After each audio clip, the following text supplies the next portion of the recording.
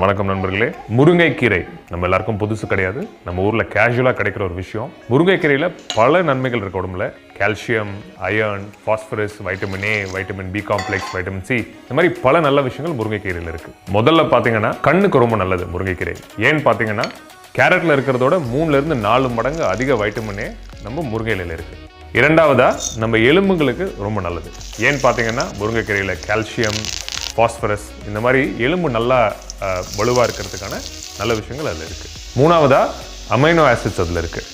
என்ன பண்ணுது amino acids?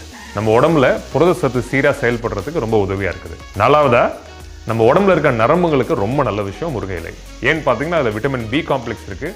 நம்ம நரம்புகள் சீராக செயல்படுறதுக்கும் முழு திறனோட செயல்படுறதுக்கும் இது உதவியாக இருக்குது. இவ்வளோ நல்ல விஷயங்கள் முருங்கைக்கீரையில் இருக்குது நண்பர்களே. 2 நாளுக்கு ஒரு தடவையாவது ஒரு போர்ஷன் முருங்கைக்கீரை சாப்பிடுங்க.